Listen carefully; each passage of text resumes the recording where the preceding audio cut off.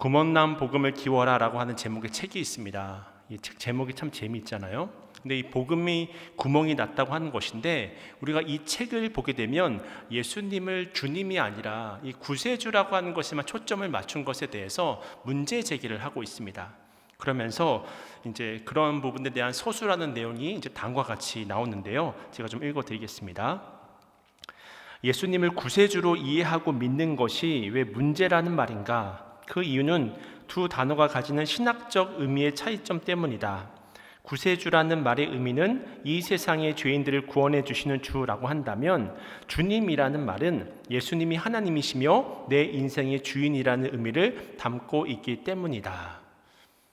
무슨 말이냐면요, 이 책의 저자가 강조하는 것은 구세주로서의 예수님만 강조하게 되어진다고 한다면 천국 소망에 대한 확신으로는 살아갈 수 있습니다. 하지만 현실적으로 우리가 삶에서 경험하는 그 많은 경우에 있어서 바로 주님이라고 하는 것, 예수님께서 우리 인생의 주인이신 줄로 믿습니다.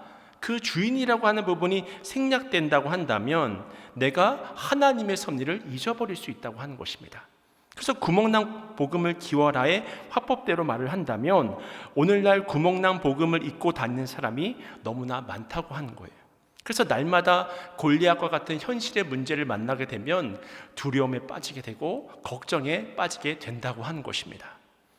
오늘 말씀은 이런 문제를 안고 살아가는 우리에게 모든 상황 속에서 승리할 수 있는 믿음을 격려하며 또 도전하는 그런 본문이 되어지는데요. 그렇다면 그 구체적인 내용은 무엇이냐? 오늘 본문은 여러분도 너무나 잘 알고 있는 어린 다윗이 골리앗을 쓰러뜨리는 장면입니다. 참 통쾌한 장면이죠. 그렇다면 그 구체적인 내용은 무엇이냐? 사실 그 당시 이스라엘의 군대가 하나님을 모욕하는데도 불구하고 그 누구도 골리앗을 상대로 맞서 싸우려고 하는 사람이 없었거든요. 이들이 아무리 세상적인 지식이나 경험을 가지고 이 골리앗과 대적하고자 하는 전략을 찾아본다고 할지라도 결론은 이길 수 없다는 결론이 내려진 것입니다. 그러나 어린 다윗은 그런 골리앗을 향해서 도전하면서 앞으로 나아갔다는 것입니다. 우리 한국 속담에 하룻강아지 범 무서운 줄 모른다라고 하는 속담 있지 않습니까?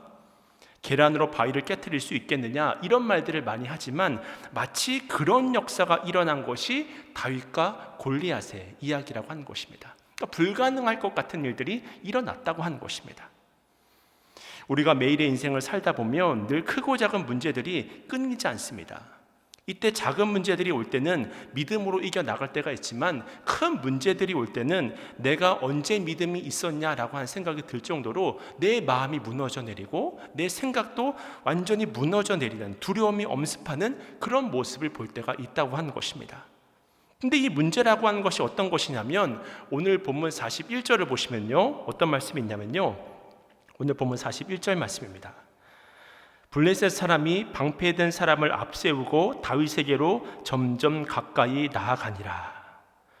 여러분, 이 말씀이 우리에게 어떤 정보를 주고 있습니까? 골리앗이 방패를 든 사람을 앞세워서 다윗에게 점점 가까이 다가오고 있다는 거예요.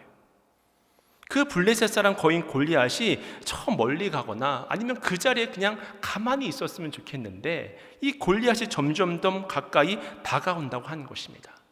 이처럼 우리들이 가지고 있는 인생의 문제라고 하는 것은 마치 우리가 바닷가에 나아갔을 때 끊임없이 이 파도가 치면서 이 파도가 밀려오는 것과 마찬가지로 이 문제라는 것은 마치 골리앗이 다윗을 향해서 나아오는 것처럼 끊임없이 문제들은 밀려들어 온다고 하는 것입니다.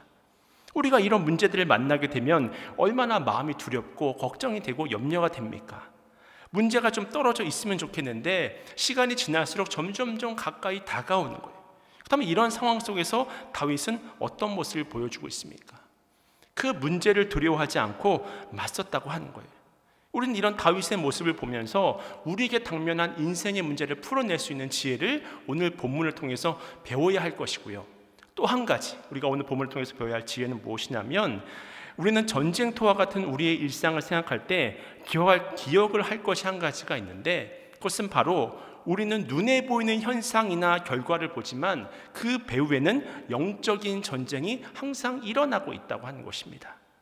마음의 문제가 생겼든 관계의 문제가 생겼든 모든 것의 배후에는 영적인 싸움이 있다고 하는 것을 여러분들이 깨달으셔야 한다는 것입니다. 그래서 우리가 영적인 세계에서 승리하면 일상생활 가운데서도 승리자가 될 수 있는 거예요. 우리가 아프면요, 열이 나기도 하고요, 또 몸살이 나기도 하지 않습니까? 근데 사실 열이 나고 몸살이 나는 것은 현상일 뿐이죠. 그렇게 아플 수밖에 없는 것은 무엇이냐? 그 이유를 발견해야 하는 것입니다. 그러니까 나타나는 현상보다 중요한 것은 그 속에 있는 문제를 발견해낼 수 있어야 한다고 하는 거예요. 이것은 우리 일상도 마찬가지입니다. 눈에 보이는 것이 전부가 아니라고 하는 것입니다. 모든 것이 다 속의 문제라고 하는 거예요. 이때 우리가 이 영적인 전쟁에서 지게 되면 그 결과는 어떨까요? 문제는 그렇게 지게 되면 마귀의 노예가 된다는 것입니다. 가족도, 자녀들도, 또 내가 사랑하는 남편, 아내, 또 아들, 딸도 다 끌려가서 노예가 되어버리는 거예요. 근데도 우리는 그 원인이 어디에 있는지 알지 못하고 말씀의 자리를 외면하고 또 기도의 자리를 외면하고 또 예배의 자리를 외면하는 상황이 많은 것이 문제라고 하는 것입니다.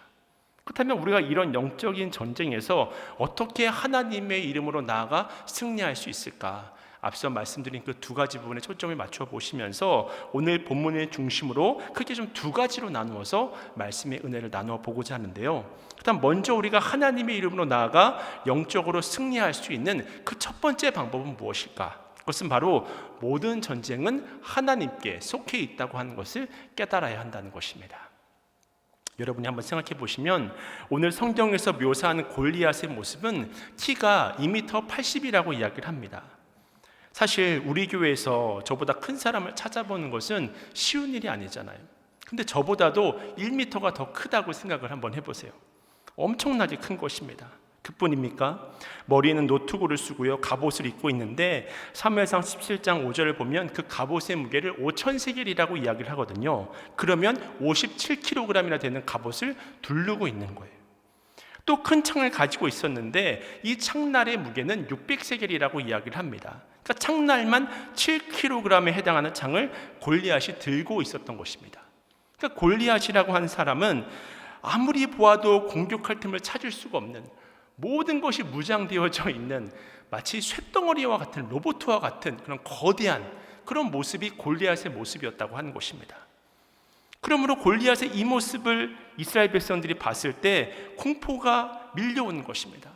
그래서 백성들보다 키가 어깨 위에 있었던 사울 왕도 이스라엘 백성들 중 그 누구도 두려움에 떨지 않을 수 없었던 거예요. 그래서 사무엘상 17장 11절은 어떻게 이야기를 하냐면 사울과 온 이스라엘이 블레셋 사람의 이 말을 듣고 놀라 크게 두려워하니라 라고 이야기를 합니다. 이처럼 모든 이스라엘 백성들이 골리앗 앞에서 두려워 떨었다고 하는 것을 우리가 확인할 수 있습니다. 하지만 안타깝게도 이들은 모두 그 위기 순간에 만군의 하나님 여호와는 바라보지 못했던 거예요. 하나님의 약속을 붙들지도 못했습니다. 그러다 보니까 골리앗의 겉모습만 보게 되어지고 그 일로 말미암아 그 소리만 듣고 큰 두려움에 빠져버렸던 것입니다. 하지만 다윗은 어떻습니까? 사실 다윗은 그 시작부터 쉽지 않았거든요. 우리가 무엇을 시작하려고 하면 늘 우리 주변에서는 우리를 도와주기는커녕 우리를 낙심시키는 사람들이 있거든요. 우리를 비아냥거리고 네가 어떻게 그런 것을 할 수 있겠느냐, 그런 말들을 던지는 사람들이 있거든요. 다윗도 마찬가지였습니다. 다윗에게 위로를 주기는커녕 비난하고 조롱을 했습니다. 내가 누구인데 사람들이 죽고 나가는 그런 전쟁터에 네가 소풍을 왔느냐, 이런 식으로 비아냥을 거리고요. 또 사울 왕도 여기 한마디를 거두는데 사무엘상 17장 33절을 보시면 너는 소년에 불과하고 골리앗은 장수인데 내가 도저히 싸워서 이길 수 없다라고 하는 부정적인 말을 던지는 거예요. 게다가 골리앗은 또 어떻습니까? 다윗을 업신이 여기면서 오늘 본문을 보니까 뭐라고 이야기를 하고 있습니까? 43절 말씀인데요, 우리 43절 말씀 함께 읽겠습니다. 시작.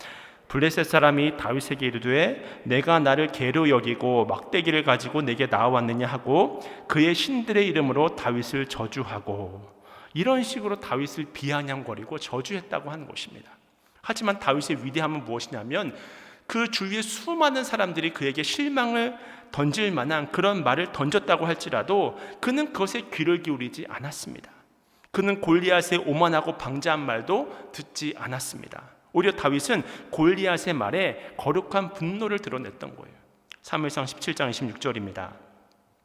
다윗이 곁에 서 있는 사람들에게 말하여 이르되 이 블레셋 사람을 죽여 이스라엘의 치욕을 제거하는 사람에게는 어떠한 대우를 하겠느냐? 이 할례 받지 않은 블레셋 사람이 누구이기에 살아계신 하나님의 군대를 모욕하겠느냐? 그리고 오늘 보면 46절과 47절에서는 이렇게 이야기를 하는데요. 우리 46절과 47절은 또 함께 읽도록 하겠습니다. 시작. 오늘 여호와께서 너를 내 손에 넘기시리니 내가 너를 쳐서 내 목을 베고 블레셋 군대의 시체를 오늘 공중에 세워 땅의 들짐승에게 주어 온 땅으로 이스라엘의 하나님이 계신 줄 알게 하겠고 또 여호와의 구원하심이 칼과 창에 있지 아니함을 이 무리에게 알게 하리라. 전쟁은 여호와께 속한 것인즉 그가 너희를 우리 손에 넘기시리라. 아멘. 할렐루야. 무슨 말입니까? 다윗은 왜 두려워하지 않을 수 있었습니까? 그의 말에서 우리는 어떤 힌트를 찾을 수 있습니까? 전쟁은 여호와께 속한 것인즉, 이런 이야기를 하고 있지 않습니까? 그러니까 다윗은 하나님께서 이스라엘 백성들을 출애굽시키던 때부터 계속해서 하나님의 백성을 위해서 하나님께서 싸우시는 분이라고 하는 사실을 확실히 믿고 있었다고 하는 것입니다. 그렇다면 출애굽 당시에는 어떤 일이 있었을까요? 여러분이 잘 알다시피 출애굽기 14장은 출애굽한 뒤에 이스라엘 백성들이 홍해를 건넌 사건을 기록하고 있는데요. 이때 이스라엘 백성들은 홍해를 앞에 두고 사면초가의 상황에 부딪히지 않습니까? 그리고 그 뒤에는 그 당시 가장 강력한 군대인 애굽의 군대가 맹추격을 하고 있었거든요. 이제 이스라엘 백성들은 홍해바다 앞에서 멸망을 당할 수밖에 없는 그런 위기에 처해져 있었습니다. 그런데 이때 모세가 어떤 이야기를 하냐면요, 유명한 말씀이죠. 출애굽기 14장 13절과 14절 말씀입니다. 모세가 백성에게 이르되 너희는 두려워하지 말고 가만히 있어서 여호와께서 오늘 너희를 위하여 행하시는 구원을 보라. 너희가 오늘 본 애굽 사람을 영원히 다시 보지 아니하리라. 여호와께서 너희를 위하여 싸우시리니 너희는 가만히 있을지니라. 아멘. 여호와께서 너희를 위하여 싸우시리니 너희는 가만히 있을지니라. 그러니까 너희가 이 전쟁에서 할 일은 아무것도 없다는 거예요. 너희들의 지혜, 너희들의 경험, 너희들이 가지고 있는 어떤 무기들 아무 필요가 없다고 하는 것입니다. 하나님께서 너희를 위하여 친히 싸우신다는 것입니다. 왜냐하면 이 전쟁은 겉으로 보기에는 애국 군대와 이스라엘 백성들의 싸움인 것처럼 보이지만 실제로는 하나님께서 친히 행하시는 전쟁이기 때문에 그렇습니다. 그리고 그 결과가 어떻게 되었습니까? 하나님께서 말씀하셨던 대로, 하나님께서 명하셨던 대로 하나님께서 이스라엘을 위하여 싸우셨고 원수들은 모두 바다에 수장되지 않았습니까? 그리고 모세는 가나안 전목을 코앞에 둔 이스라엘 백성들에게 그의 유언과도 같은 설교를 하면서 다시 한번 그 이야기를 꺼냈는데요. 그것이 바로 신명기 3장 22절입니다. 너희는 그들을 두려워하지 말라. 너희의 하나님 여호와께서 친히 너희를 위하여 싸우리라 하였노라. 이처럼 하나님께서 이스라엘 위해서 친히 싸워주셨습니다. 우리가 또 성경을 살펴보면 모세의 후계자 여호수아도 직접 이런 고백을 하는 것을 찾아볼 수 있는데요. 여호수아 23장 3절 말씀입니다. 너희의 하나님 여호와께서 너희를 위하여 이 모든 나라에 행하신 일을 너희가 다 보았거니와 너희의 하나님 여호와 그는 너희를 위하여 싸우신 이시니라. 아멘. 무슨 말입니까? 하나님이 싸우셔서 이길 수 있었다고 하는 거예요. 하나님께서 친히 우리를 도우시고 우리를 대신해 싸우시는 분인 줄로 믿으시길 축원합니다. 하나님이 싸우셔서 가나안을 정복할 수 있었던 거예요. 하나님이 싸우신다고는 사실 그 사실을 믿고 있었기 때문에 다윗이 지금 믿음으로 선포하고 있는 것입니다. 우리가 악한 영들과의 싸움에서 이길 수 있는 길은 오직 하나님의 말씀으로 무장하는 것밖에 없습니다. 예수님께서도 사탄과의 싸움에서 매번 오직 하나님의 말씀으로 물리치시지 않으셨습니까? 그러므로 우리는 매 순간 하나님의 말씀으로 무장할 수 있어야 돼요. 날마다 하나님의 말씀을 읽고 듣고 또 공부하고 또 묵상하고 또 그 묵상한 말씀을 삶에 적용해보고 순종하고 또 다른 사람들과 나눠보기도 하고요. 이 말씀으로 무장해야 되는 것입니다. 혹시 골리앗과 같은 인생의 문제 앞에 신음하며 고통하고 계신 분이 계십니까? 우리는 하나님께서 우리에게 주신 약속의 말씀을 붙들고 나아가야 할 줄로 믿습니다. 어떤 약속의 말씀이 있습니까? 두려워하지 말라, 내가 너와 함께함이라. 놀라지 말라, 나는 너희의 하나님이 되리라. 내가 너를 굳세게 하리라. 참으로 너를 높여주리라. 참으로 나의 의로운 오른손으로 너를 붙들리라. 내가 너희를 고아와 같이 버려두지 아니할 것이라. 아멘. 할렐루야. 이 말씀 우리는 붙들고 있잖아요. 이 모든 것들이 주님이 약속하신 말씀이지 않습니까? 우리는 오직 이 하나님의 말씀, 능력의 말씀, 전쟁은 여호와께 속한 것인즉 그가 원수들을 우리의 손에서 넘길 것이라는 그 사실을 믿고 의지하면서 나아가는 것입니다. 그때 약속의 말씀을 반드시 이루시는 능력이 우리를 가로막고 있는 골리앗을 거꾸로 트리는 역사로 나타날 줄로 믿습니다. 이제 두 번째로 우리가 하나님의 이름으로 영적 전쟁에서 승리하기 위해서는 무엇으로 나가야 하는 것일까? 그것은 바로 이제는 전쟁이 하나님께 속한 것이니 이제는 믿음으로 승리를 확신해야 할 줄로 믿습니다. 우리 45절 말씀인데요, 우리 함께 읽도록 하겠습니다. 시작.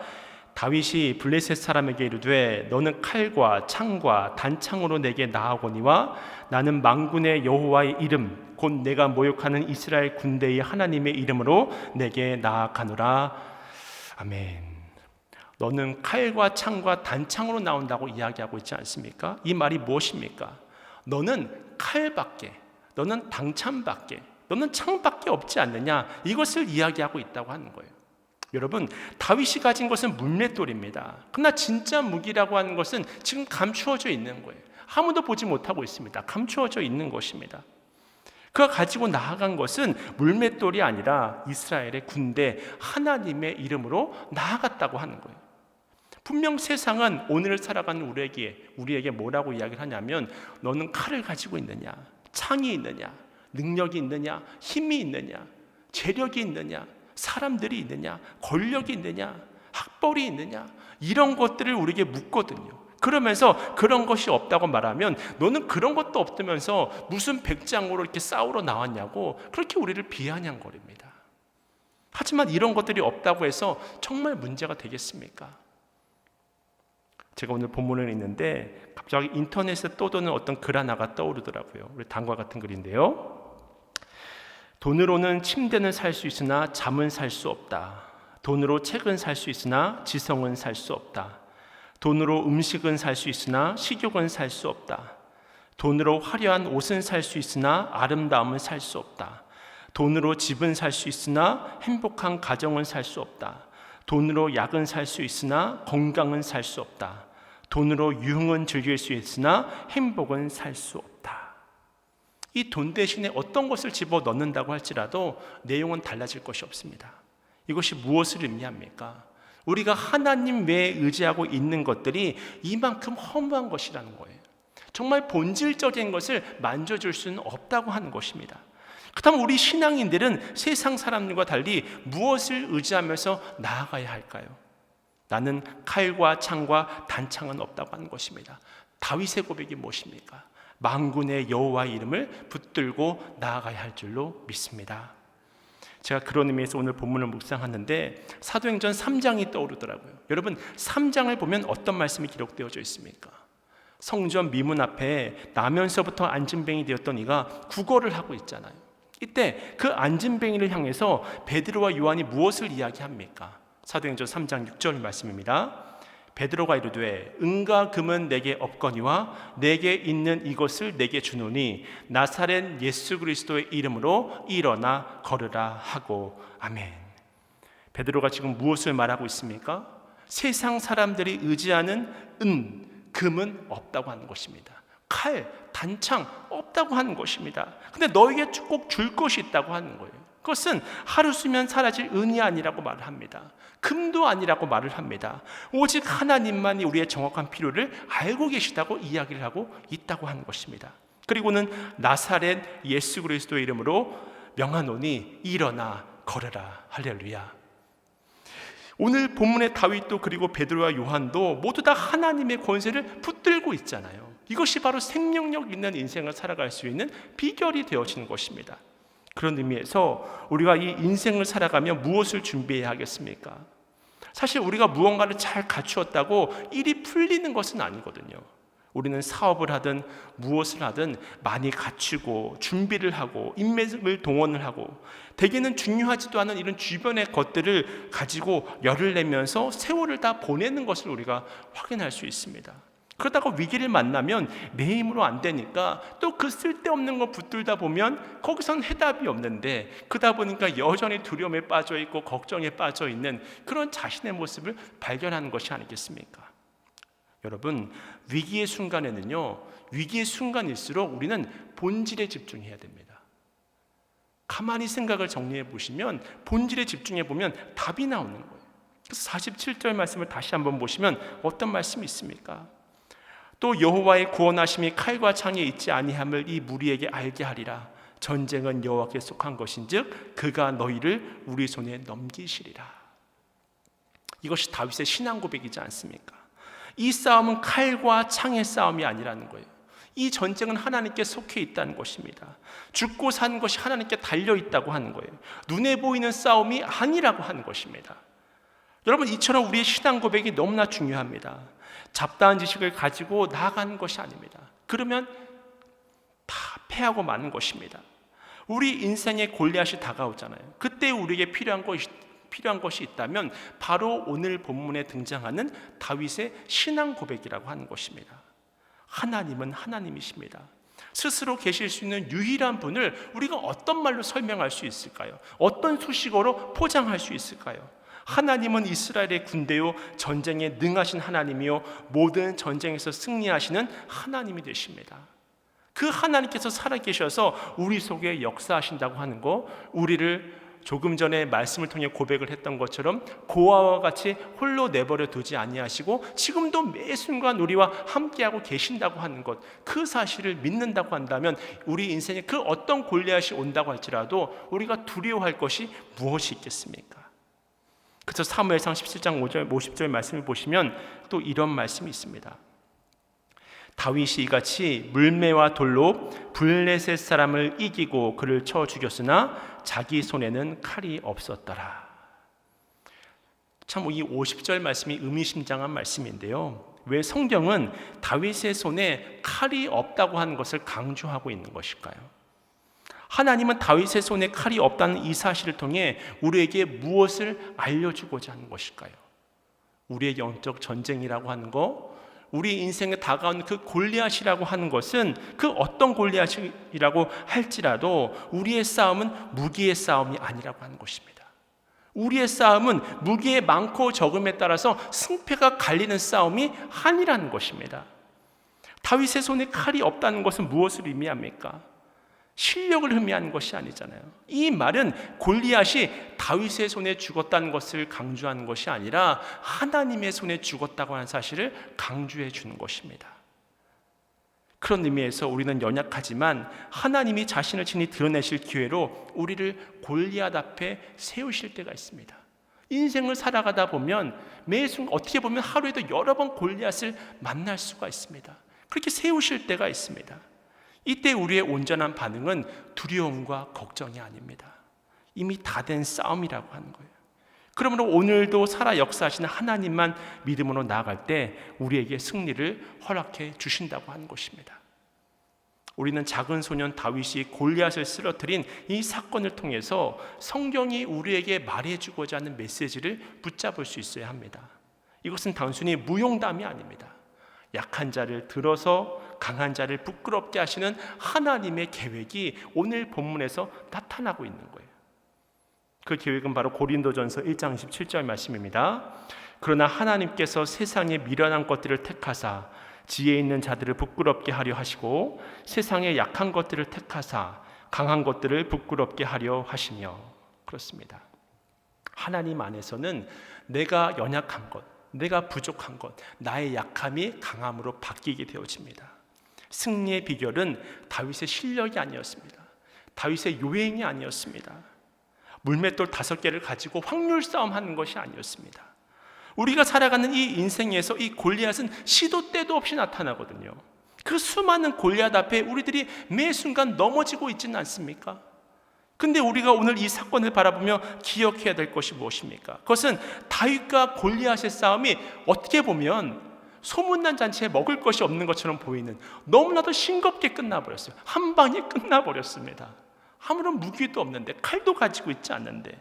그러므로 우리는 골리앗을 피하지 말고 문제로부터 도망치지 말아야 한다고 하는 거예요.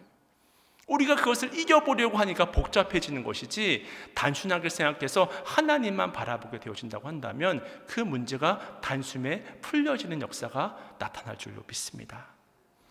여러분, 골리앗과 다윗이 마주 서 있는 이 모습을 한번 상상해 보세요. 블레셋에서 가장 크고 용맹하고 덩치도 큰, 저보다 1m가 더 큰 그 골리앗이 앞에 서 있습니다. 그 앞에는 겉보기에 너무나도 초라해 보이는, 너무나도 연약해 보이는, 아무런 무기도 들고 있지 않는 그 연약한 다윗이 서 있습니다. 이 극명한 대조법을 통해서, 이 극명한 이미지를 통해서 약한 자를 들어서 강하게 하시는 하나님, 그 하나님을 바라보시기 바랍니다. 우리의 약함을 통해서 하나님의 역사를 드러내시는, 우리를 도구로 사용하셔서 하나님의 나라를 완성해 가시는 하나님을 바라보시며 매 순간 하나님께 찬양과 영광을 올려드리시길 바랍니다. 그렇다면 여러분의 삶에 다가오고 있는 골리앗은 무엇입니까? 도무지 내가 어떻게 할 수 없는 골리앗, 이 골리앗을 쓰러뜨려야 골리앗 너머에 새로운 세계가 열리는 거예요. 이 세계는 내 힘으로 여는 것이 아닙니다. 하나님께서 열어주신 것입니다. 내가 가진 곳으로 나아가는 것이 아닙니다. 하나님의 인도함을 받고 순종함으로 걸어가는 것입니다. 그 뒤를 따라가는 것입니다. 오직 하나님의 이름으로 담대히 나아갈 때 승리는 우리에게 허락될 것을 믿습니다.